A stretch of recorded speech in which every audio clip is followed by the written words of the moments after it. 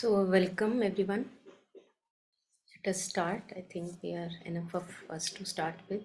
So, I hope today my audibility would be okay. If there is any issue, please let me know anytime in between.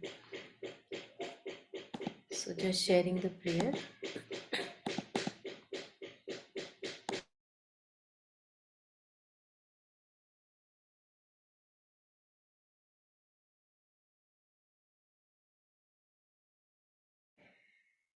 So, yes, it's a beautiful, beautiful prayer. Many pointers for all of us on the path.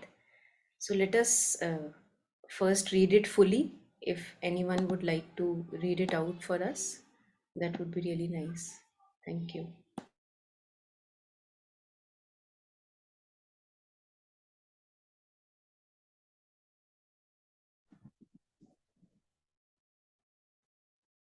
Yeah, should I? Yes, please. April 7th, 1914. What kind of courage is mine that I always try to avoid the fight? What kind of energy is mine that I am instinctively frightened of the new effort to be made and try, without being aware of it, to go to sleep passively, relying upon the results of previous efforts. In order to act, I have to be compelled, and my mute contemplation is partly made of laziness. All this is becoming more and more clearly apparent to me. All that I have done till now seems to me to be nothing. The poverty and limitations of the instrument I put at thy service, Lord, are evident to me, and I laugh a little sorrowfully at the idea that at times I could have a good opinion of my being, its efforts, and their results. This threshold of the true life that I always think I have reached is like a hope bestowed upon me, but never a tangible realization. It is the toy promised to a child, the reward held out for a moment before the week. When shall I become a truly strong being, made entirely of courage, energy, valor, and calm perseverance? When shall I have forgotten my own person completely enough to be nothing but an instrument moulded solely by the force it has to manifest? When will my consciousness of unity be no longer tinged with any inertia? When will my feeling of divine love be no longer mixed with any weakness? O Lord, all thought seems dead within me now that I have asked these questions. I search for my conscious mind and I do not find it. I search for my individuality and I cannot discover it anywhere. I search for my personal will and it is not there. I search for thee, and thou art silent. Silence, silence. Now I seem to hear thy voice. Never hast thou known how to die integrally. Always something in thee has wanted to know, to witness, to understand. Surrender completely. Learn how to disappear. Break the last barrier that separates thee from me. Accomplish unreservedly thy act of surrender. Alas, O Lord, for a long time have I wanted it, but I could not. Now wilt thou give me the power to do so?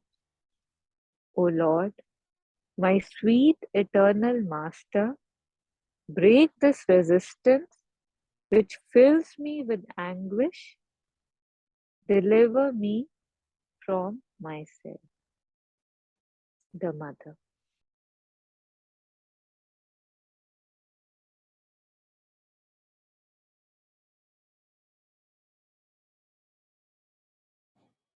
Yeah, thank you so much.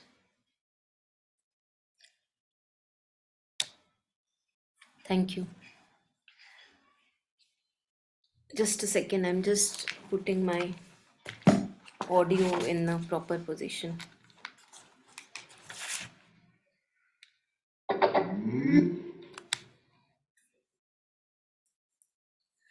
Yeah.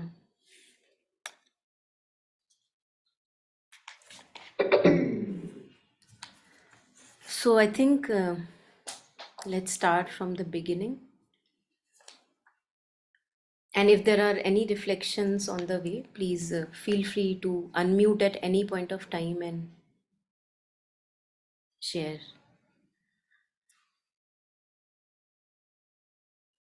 So, April 7, 1914. What kind of courage is mine that I always try to avoid the fight? So, many a times in our life, we have to face certain situations and certain people. We have to face not only something outward, but we have to face something inward. Many a times, most of the times, when we are consciously on the path, we see that we have to confront issues and problems and things. And many, many times, we try to escape. We try not to look at the situation. We try to reason with ourselves that everything is okay and all right. It's maybe just my imagination, hallucination. So we try to evade confronting the situation, fully glowing closer to the situation, trying to bring harmony. And Alokda's talk on this prayer is also very, very beautiful. So, for those of us who would like to listen to that, I would really recommend. Since we started our sessions with his talks only, so nowadays we take more of our general reflections, but most of the times we earlier used to share his talks, and this time I would use many things that he says on this particular prayer, because it was really very powerful what how he elaborated upon this prayer. So he shares that we may change, we may try to change our situation. We may, if I'm not happy in a job, I may think that, okay, let me change the job and maybe switch to another one if I'm not liking this. But the main root of the issue remains the same. So that's why we see that many a times when we have relationship issues, we leave one person, and the next person that we meet, we think that that's going to be different, but it's the same thing again. It's the same thing again, it's the same thing again. So people who have had many relationships one after the another, they see that they keep meeting a similar problem through different faces, because we are not facing the actual challenge that lies within.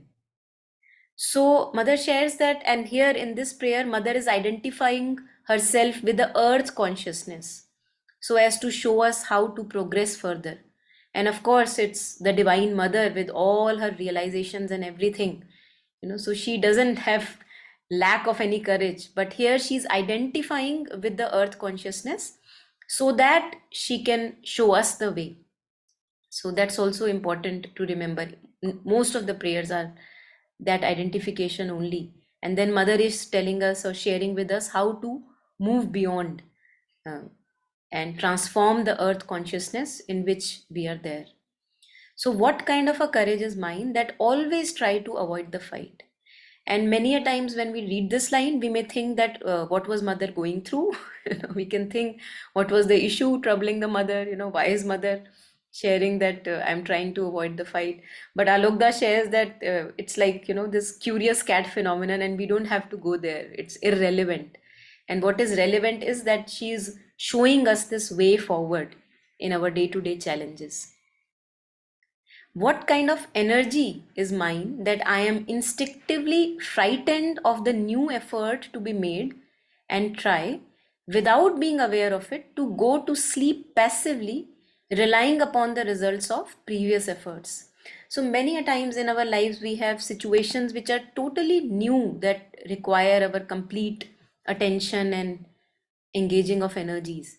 And we, because of our laziness or because of what past images I have been, I can say to myself that, not my cup of cake, or not my cup of tea, as they say.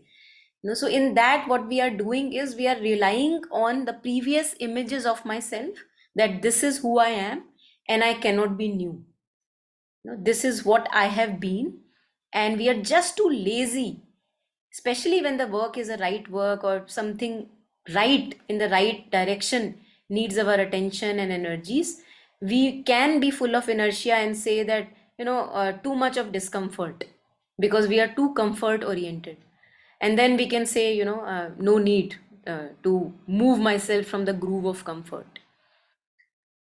So, and then we can, just relying on previous experiences, whatever has been done in the past, that's it. But any new energy for the right direction, we feel that that is lacking, and that's because of this earth consciousness having too much of inertia. That's what pulls us down again and again. And here again, here Alukda was sharing that Divine Mother is sharing that I don't want to fight. Why? Also partly because she is the Divine Mother, and she says that the Kali's roop, I don't like that much. I don't want to use it that much because it's very destructive. Kali first destroys, and then a new creation can happen. So although that destruction is of course for a good purpose, but Mother says, and in at some places, that she doesn't prefer to use Kali's method, and what she prefers is the abundance and harmony of Mahalakshmi.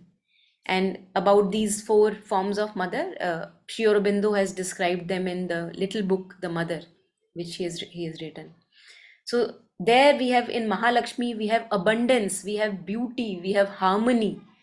So there is no destruction there. Things are still changing, but in abundance, harmony, and beauty. So Mother says that that's why I don't like to use Kali's method. It's too destructive.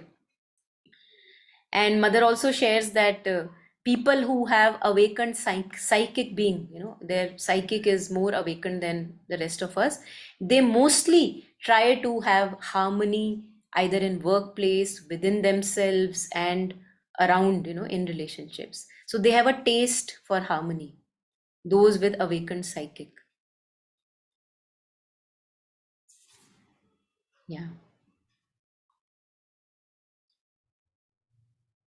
In order to act, I have to be compelled, and my mute contemplation is partly made of laziness. I think many of us can relate with this. Many of us, I'm sure that many times when a new step has to be taken, something new has to be done, thought of, brainstorming about something new, something in us pulls us back, and we can say to ourselves that I'm thinking about it, that we like to do, that I'm thinking about it.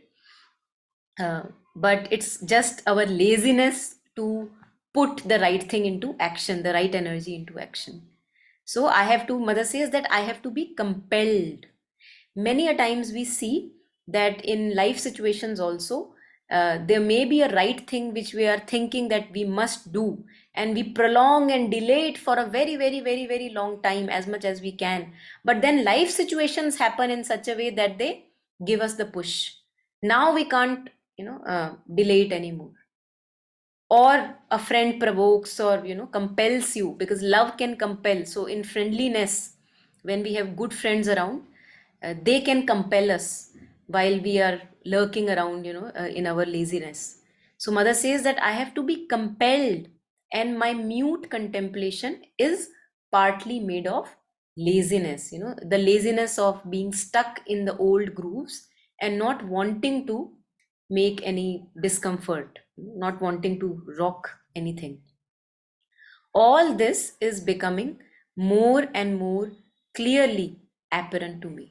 So, this is a self reflective prayer where Mother is observing that how these things work. That the more I am delaying something right that is to be done, or a right fight that has to be confronted, it's like I am delaying it because of my laziness. Yeah. And Alokda was sharing a beautiful incident, which I thought I'll share with all of us. He was sharing that some time ago, many years ago, in fact, he asked some sadhak in the ashram told him that in mother's plan there is no retirement plan. When we are on mother's work, then there is no retirement. And what happens was the image that that person shared was, it's like when you are obstacle jumping, when you are doing these obstacle races, then you just finished jumping over an obstacle which is say 4 feet, and the moment you can take a breath of relief that, oh, wow, or maybe pat your back that, wow, I did that, immediately in front of you is 5 feet, and then you again push yourself and jump over it. And the very point that you begin to rejoice that, wow, again I accomplished, immediately there you see another 6 feet. So it's increasing obstacles in front of us. And now you're asking mother that, mother, when will this end, because this doesn't seem to end, all these difficulties and challenges. So mother says, no, no, jump. And you try to jump 6 feet, but because you're not ready, so you fall, you trip. Then mother says, no, no, jump. And you again, dust off your pants and try again. And then it goes on increasing and increasing and increasing. And then comes a point that it's just too high. And you're feeling like, what do I do? I can't jump this high. This is too much. When is this going to end? And then mother says that, just jump. And then the more we stay with the mother, then she herself makes us jump, that very, very high challenge and obstacle in front of us. So there is no point in our life when we can say that, okay, this much is enough, I have had enough. Those of us who are consciously on the path of sadhana specifically, the more challenges we are ready to take, the more challenges we will be given, because that is how we do the gymming of our muscles. So if as they say, the student is ready, then he is presented with even greater difficulties. That's how this yoga is. So we cannot imagine that, okay, now 50, 60 years of good sadhana, good work, now I'm going to just relax. That's not going to happen. In this, it just goes on and on. Especially the inward work. Outward work may, of course, lessen, reduce according to the age, but the inward work continues. And greater challenges, obstacles, they keep on showing themselves up because they have to be cleared and transformed. Yeah. So anything until this point, anyone?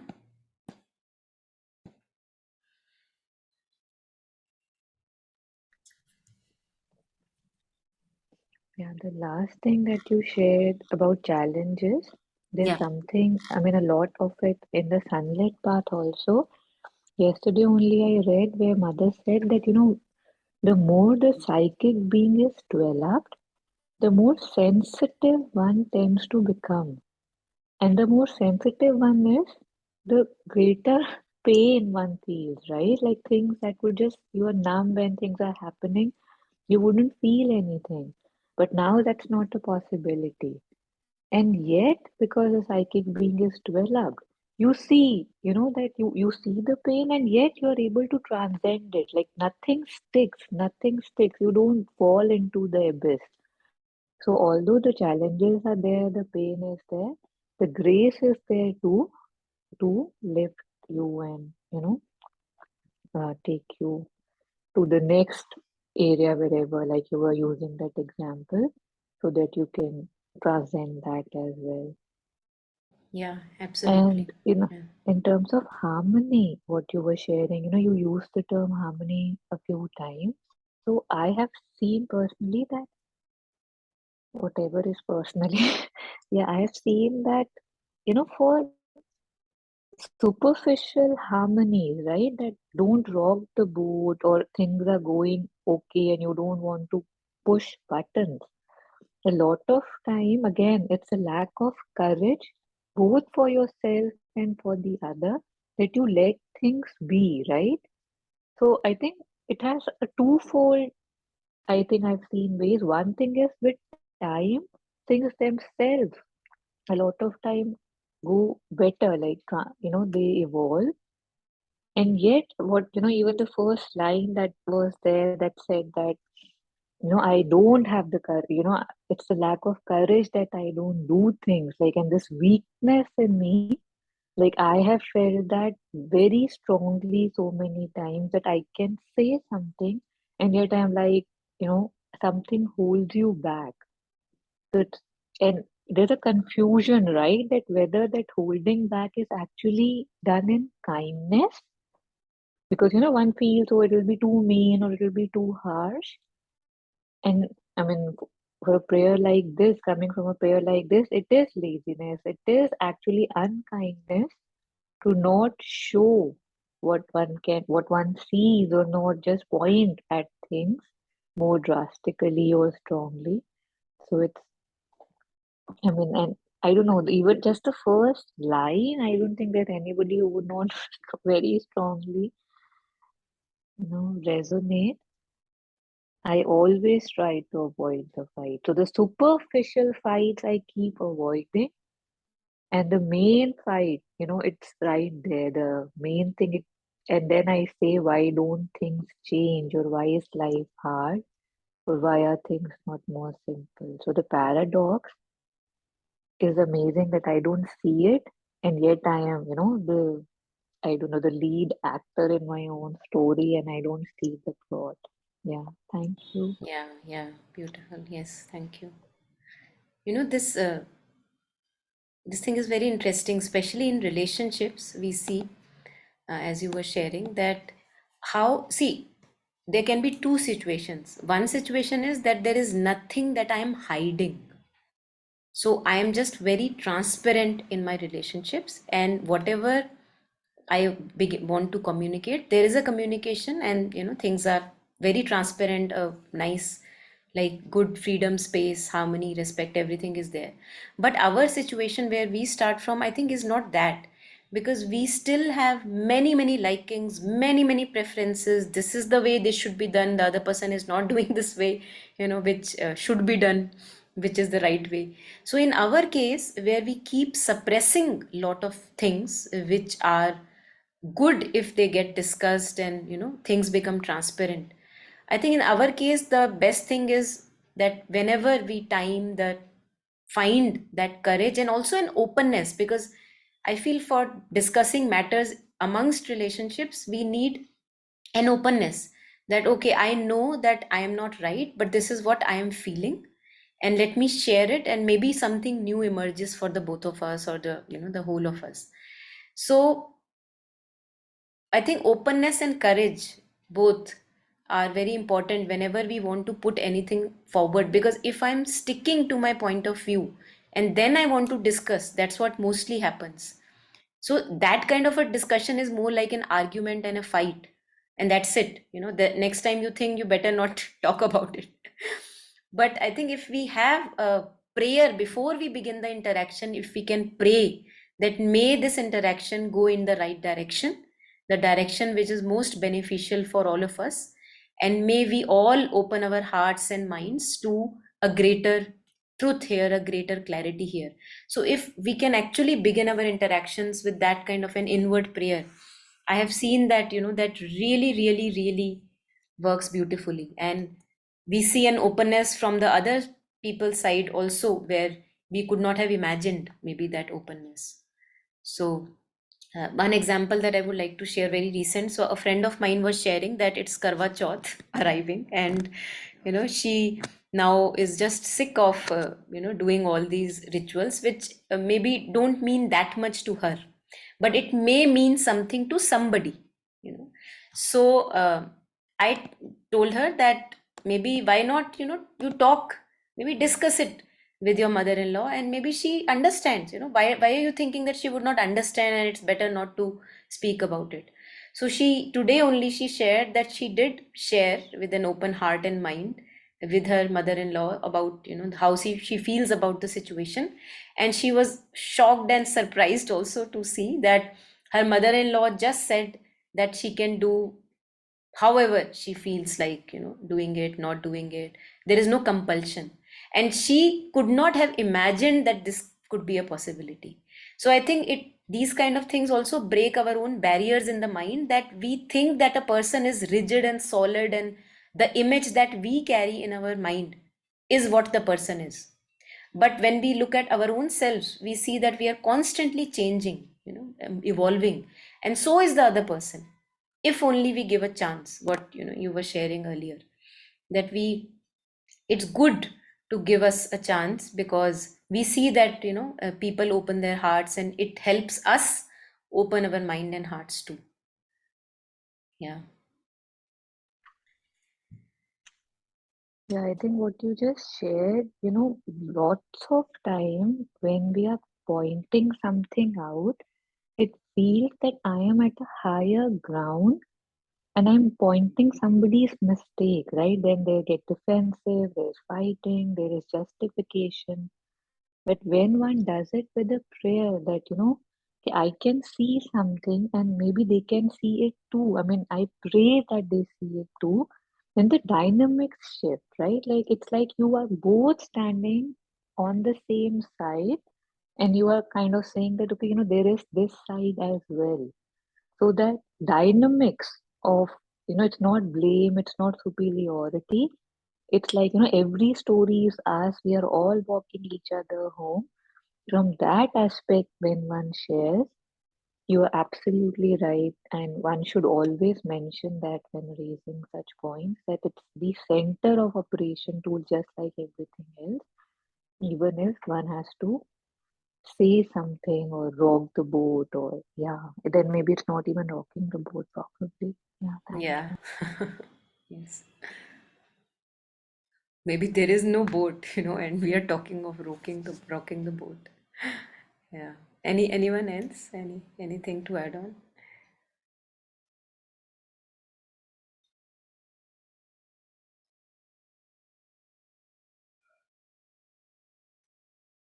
Yeah. And then mother is sharing, all that I have done till now seems to me nothing. I think this is so amazing. I think we see the divine humility again and again in many, many prayers, and how Amrita Da and Nolini Da, all of them share in their experiences that when mother came to Pondicherry, and how she uh, sat in front of Sri Aurobindo with so much of respect and admiration, and she like sat on the ground when she met first Sri Aurobindo, and looking up to him like a lord. I think there she shared with everyone. She showed everyone how to really do this. So this humility, many of the sadhaks have shared that how mother became a newborn child, irrespective of many practical realizations before meeting Sri Aurobindo. So all these realizations she had already when now she is meeting Sri Aurobindo, and she is sharing that all that I have done till now seems to me nothing, just like a newborn child, ready to learn, ready to progress, ready to completely offer oneself to the universe. And with us, we see how it happens. The moment anything little we do which is beyond our territory, how really puffed up and, like really arrogant we feel. It may not show up on our face, but an inner movement is there which says, see, I did it, something like that. That's what we have to catch. And the moment that comes, I did it, or I now I'm superior or something, there if we can tell immediately, show it the face in the mirror that it's nothing, you are nothing without mother's grace. No limb can move, no word can come out of our mouth, no thought can come, no feeling can come, nothing. We are nothing but the divine grace. Because of that we exist. So I think it's good to catch these little ripples of arrogance that keep on brimming in us at every little victory that we have, so-called little victory, if that can be called a victory. Yeah. Or achievement. Maybe one, in meditations, one may have many realizations, little glimpses here and there, or some success in, the work that we do, and it makes us feel so really like a balloon. So it should be seen and shown its face in the mirror.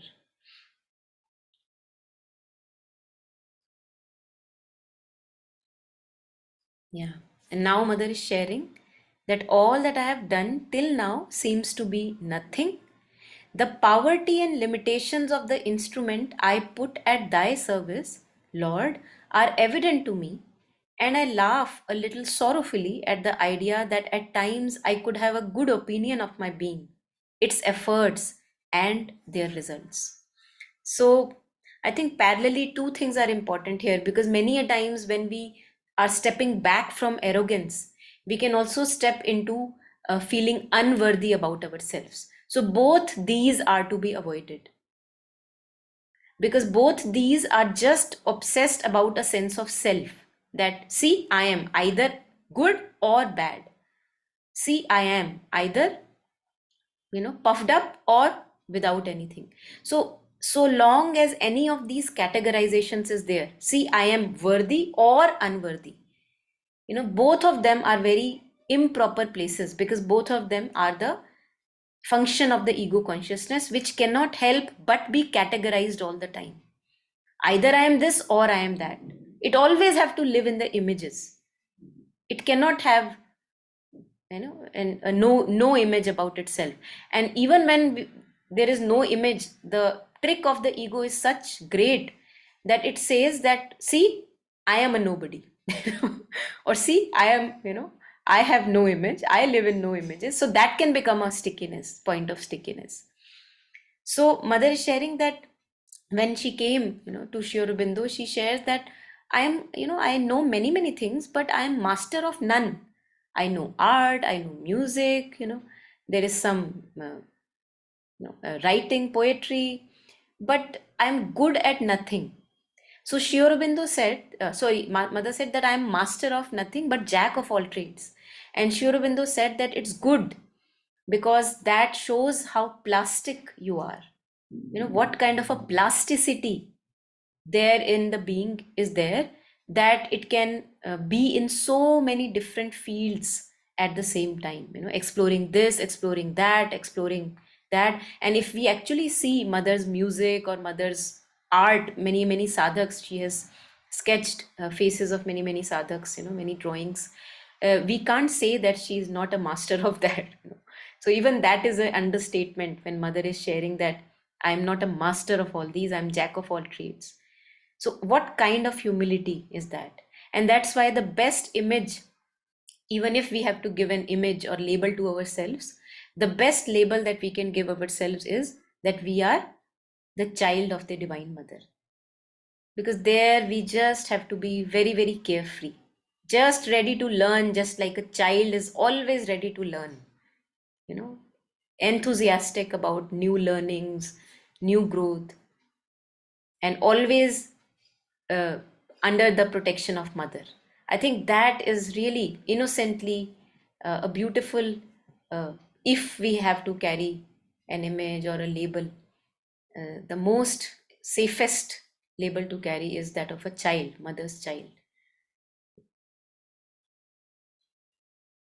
And many a times, I use this with my children also, that yeah, yes, that many a times when we worry as parents for children, or things arise that where you feel like a parent, there I have many a times experimented with me feeling like a child of the mother, and all three of us, like two of my children and me, we are all on the same ground, like we are all just children. And somehow it really gives me a very great grounding, that really I don't know. So although it's not that I don't behave like a mother at times, most of the times I do, but I think this grounding again and again in being a child of the mother, which we all equally are. And since we are her children, she looking after all of us? So why do I need to carry this burden on our shoulders, that I am the parent and I have to look after my child? Of course I'm doing my responsibilities, right? But the excessive burden of anxiety, that we carry, that is not necessary, because that dumbs our intellect also.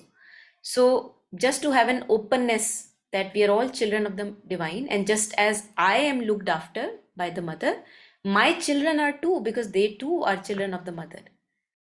So why to really take too much of burden on my own shoulders, which they can't handle? So that really relaxes a lot of stress and anxiety at times. Yeah. And many a times mother shares that how I can laugh, maybe a little sorrowfully, at the idea that how high I think of myself at times. At times I have done that I think, see, I am someone. Now people have to look up to me, maybe something like that. So how good opinion of my being I have, and how I can laugh about it now. Yeah.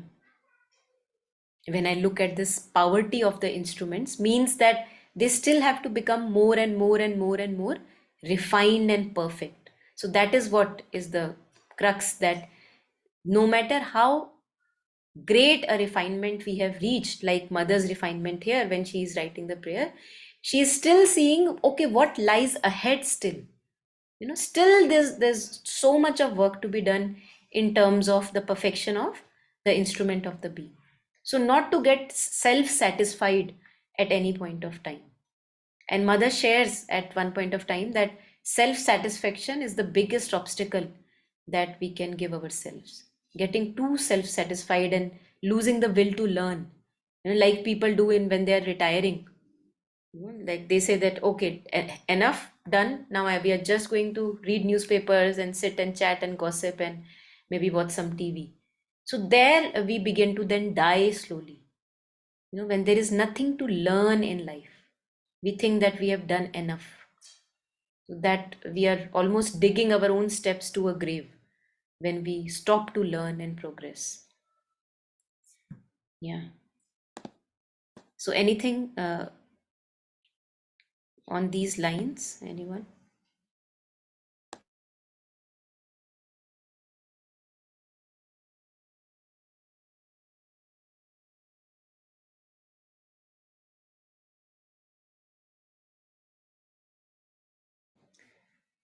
Okay, so I'm moving forward then.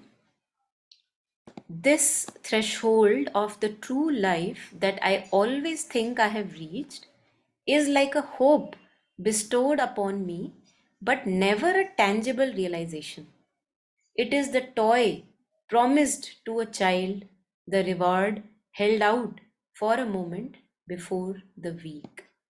So, in other prayers, also, Mother shares this in a different manner. She says that the more close I go to Thee, O Lord, the more you escape me.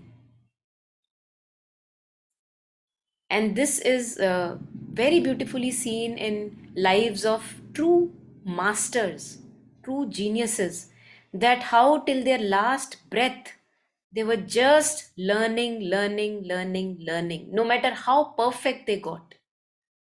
So in eyes of the ordinary consciousness, they are masters, like, Pandit, I think Bismillah Khan, who used to play bansuri, and how he's sharing on his deathbed, wiping his tears, that, I see now that I haven't even mastered the ga of sarega. So how that can be a possibility? Shehnai, yes, yes, thank you. Thanks for the correction.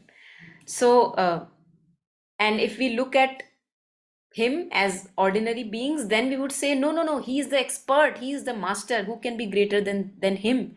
But since he knows what are still things to be perfected, more and more perfection to be achieved, since we see more and more possibilities for us, we know that we are nothing in front of what is still to be achieved.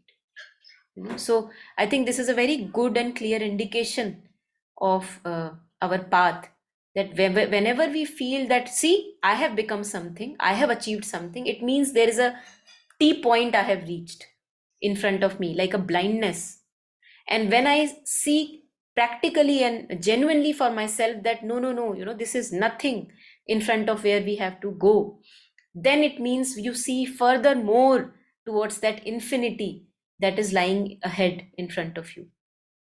And especially with Mothers and Sri Aurobindo words, we see it very, very clearly that the words they have left us with, they are not enough. One lifetime is not enough really to immerse and practically understand and implement what all has been given to us like a gift. So, this threshold of the true life, a perfect divine life, as if you are standing on a threshold and you are having a glimpse of that which is possible. But the moment you go closer, it is taken even further away from you. So, that is the road to perfection. And to those who did not resonate with divine, Mother says, use the word perfection, because there would never be a point that you will reach perfection. Long, long, long, long, long way to go. Yet, when we walk the path of perfection, that itself is joyous, because we are progressing. We are progressing. And progress brings joy. And that is why children are so joyous. Why adults, will, especially, grandparents, they want to be around little children. Because when our own lives become very dull, they give us that progress and joy. Through them we have that joy that we can't have through our own dull and stagnant life many a times. Not all the times, but many a times. So this hope is, it's like a hope bestowed upon us, but never a tangible realization, because the moment I begin to touch it, it further escapes me. The moment I touch it, it further escapes me. So it is the toy promised to a child, the reward held out for a moment before the weak, so that the weak can gain strength. That okay, let me walk this path because this appears so beautiful. Then you're walking, walking, walking, still challenges, still troubles. Then you're saying, then again you get a glimpse. So again you get kind of undirty your pants and get up and rise and walk. So that's like how we keep on moving forward and forward towards more and more purity and perfection. Yeah. Anything here? Anyone?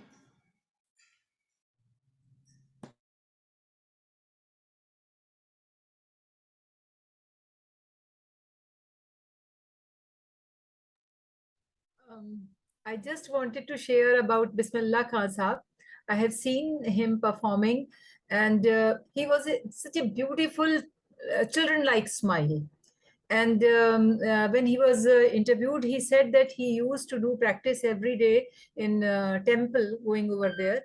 And in Hindi, he said कि सुर लगाते लगाते किसी दिन एक दिन वो सुर लग जाता है.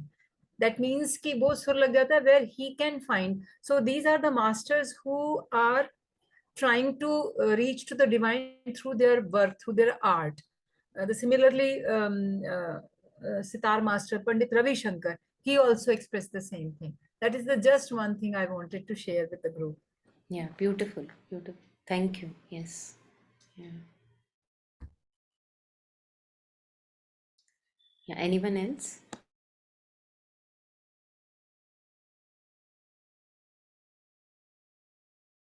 Okay. So let's move forward. When shall I become a truly strong being? Now, who is telling this? The Divine Mother, with all her realizations, practical, you know. When shall I become a truly strong being, made entirely of courage, energy, valor, and calm perseverance? So all at once. It's not a restless energy which just, it's like can't contain itself. A calm perseverance, and along with that, lots of bravery, courage, and zeal, this valor. When shall I have forgotten my own person completely, enough to be nothing but an instrument molded solely by the forces it has to manifest? So, when we look at our thoughts in the day to day life, it's nice experiment to look at our thoughts in day to day life, that most of the times, most of the thoughts are just revolving around this little me. So that has to slowly completely dissolve, completely vanish. And only then true courage, true energy, true calm perseverance can happen. Till that point, we will have relative degrees. But Mother here is talking of true courage, entirely of courage. Like no part and particle of the being is with any weakness.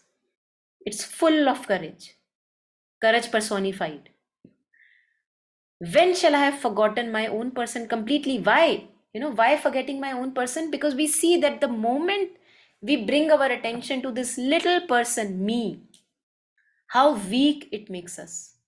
All of us must have noticed it. How it unempowers us. It takes away, it drains away our power.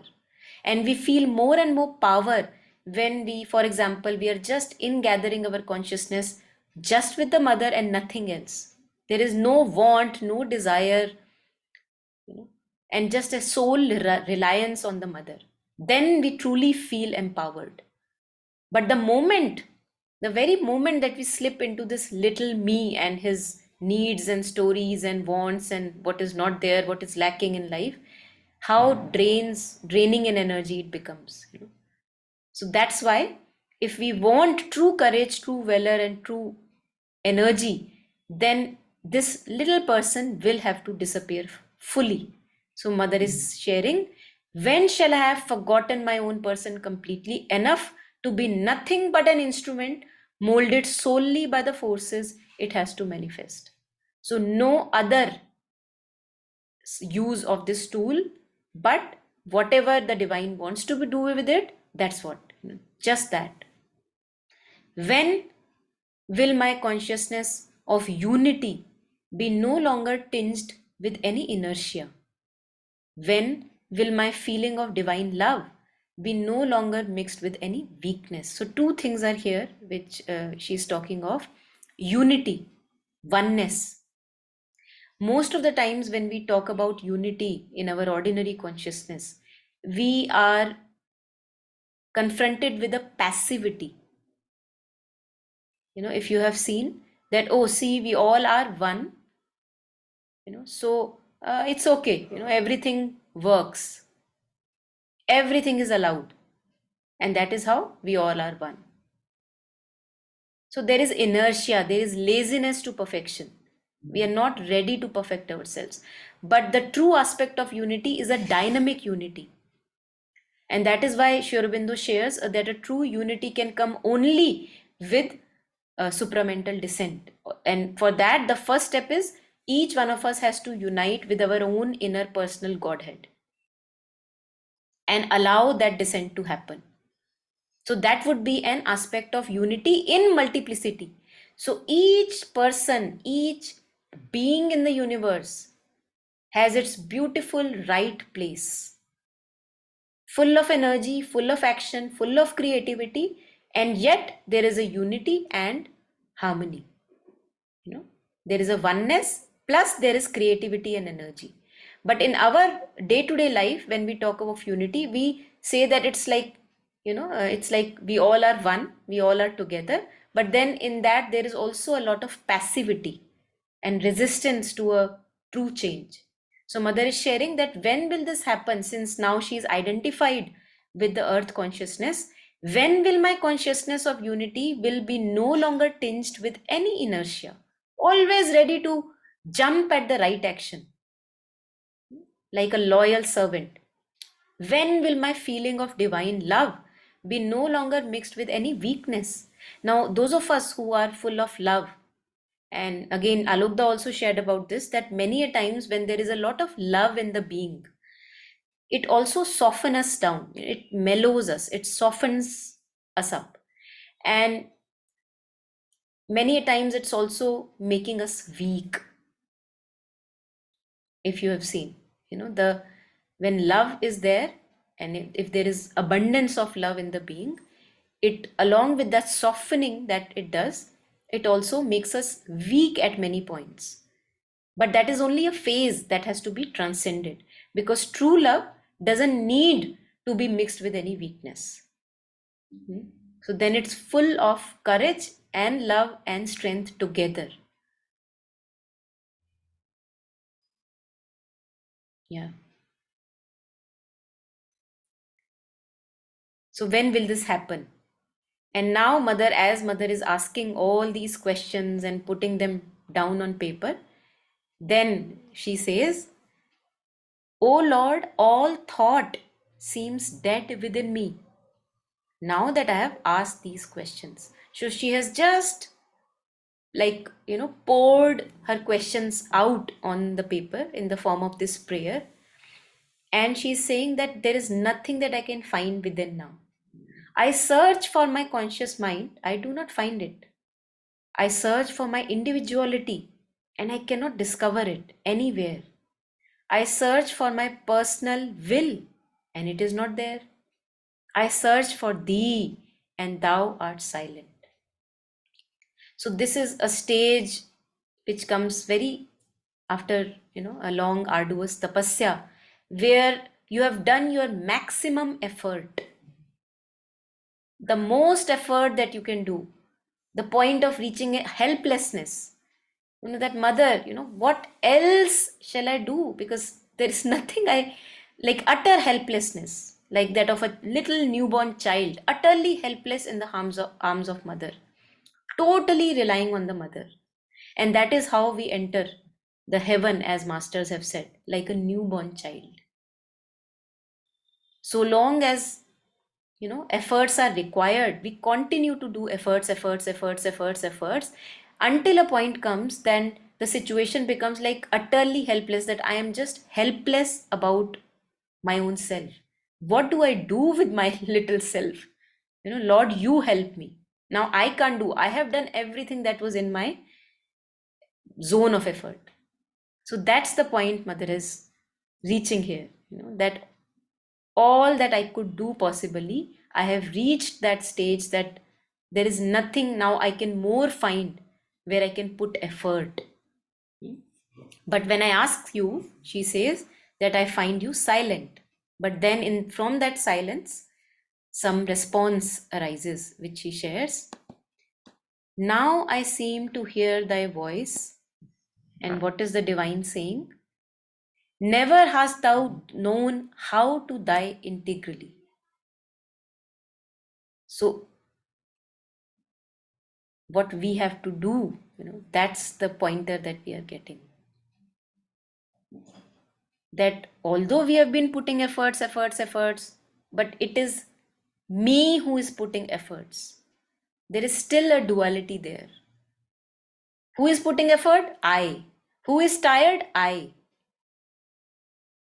Never hast thou known how to die integrally. Integrally means completely dying in, all the sense of ego consciousness that is there. No little me is left. Always Something in thee has wanted to know, to witness, to understand. So, whenever I want to understand how this is happening, there is an I which wants to understand. So, now Mother has reached such a point, the efforts have reached such a point that even now this has to dissolve, which had a purpose so far, because it has reached, taken us until this point. But here also, still there is a duality. And this is what we see when we have Shiva's Trishul. You know, with the Trishul, he kills all the three gunas. They are gone. Rajas has a right place, Tamas has a right place, and Sattva, which we all want to become, more sattvic, more full of receptivity, porosity to the divine and purity. And even that has to be transcended, because so long as I am trapped by the sattvic character, where I want to say that, see, I want to learn, I want to progress, there is still an I. But the truth is even beyond all these three gunas. So we have to first gradually progress in the three gunas, and then even to transcend all the three gunas. So she shares, the divine voice says, you don't know how to die integrally. Always you want to witness ki mujhe dekhna hai, I want to see how this happens, I want to see what is happening in me, I want to understand. Always you want to be a witness. You are never one with the experience. With little children we see that they are just one with the experience, very little, not the above 6 years that this goes away, but very little children, they're just, most of the times we see that they're one with the whole experience. If they're coloring, only color is there, there is no one who is coloring. So just the whole experience of playing with bubbles, or that is there. But slowly, as again, we can't escape that, as the ego individuality develops, then there is someone who is having the experience. So the duality has emerged. Now it has to completely merge back, it has to dissolve. So the divine voice says, surrender completely, learn how to disappear, break the last barrier that separates thee from me. This is the last barrier, to completely disappear. No one even knows that anything has disappeared. So, no, first we develop a witness stance. Now, again, these are steps that we can't escape. First, we have to identify from our thoughts, feelings, patterns, etc., so that we are now in a duality. Like, I'm mindful of my thought, I'm mindful of my feeling. So duality is there. But slowly, slowly, slowly, as we more and more stabilize the witnessing stance, slowly all of this has to be put as a ahuti. Nothing must remain, nothing. And outwardly, still a personality will be there through which the divine will work. But inwardly, there would be nothing there. So, surrender completely, learn how to disappear, break the last barrier that separates thee from me, accomplish unreservedly thy act of surrender. So, this is the command that comes from within, that accomplish the last act of surrender. And as Sri Aurobindo shares, that the divine, don't think that the divine will do surrender for you. Sorry. So the divine voice that comes from mother's being, it doesn't say that, see, I will do the surrender for you. Because we are putting efforts here and there in our life. So why not put the right effort? That is demanded of us. We can't escape that, no matter how lazy or how enthusiastic we may be. This, all of us have to individually put the effort at the right place. And then mother shares, alas, O Lord, for a long time I have wanted it, but I could not. So this, what the divine voice says, I have, of course I have wanted this, but I can't, I could not. Now, will you give me the strength? So she shares, now wilt thou give me the power to do so? That we can ask. We can, that's why we remember mother as much as we can, so that we aspire for that power to rise above our patterns and behaviors and tendencies and all that limits us and suffocates us. She gives us the power, so we can invoke her presence in our heart. O Lord, my sweet eternal master, break this resistance which fills me with anguish. Deliver me from myself. So we are our wall, we are our cage. There is no outer cage that is there. We are our biggest obstacle. And hence she says, deliver me from what? She's not saying deliver me from this, that weakness. She's saying, recognition that I am my own biggest and only enemy. So deliver me from my own self, from my own little self, this little limited separate sense of self. Please deliver me from this. Why? Because we see that whenever we are absorbed in the littleness, we are full of misery, full of misery. And this fills us with anguish. We have anguish that when will this me disappear? When? So good to have a sense of frustration at times within, because only then I think a true aspiration can arise. Yeah, beautiful prayer. So anyone, yeah, please, any comments, any reflections before we end?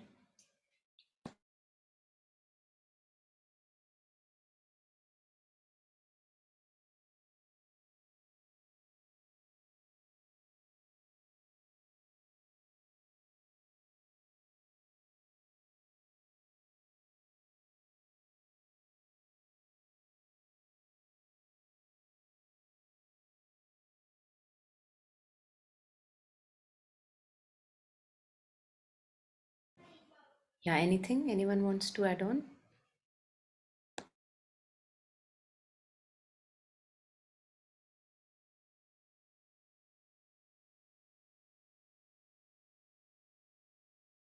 Okay, so I assume there is nothing at the moment. And in that case, thank you. Thanks everyone for joining in and listening and reflecting and reading so patiently. Thank you and have a Thank happy you, time. Monica. Thank Bye. you, Monica. Beautiful prayer. Yeah, Thank yeah. you so Beautiful much. prayer. Yes, yes. Yeah. Thank you. Thanks everyone. Thank you. Thank you. Bye bye.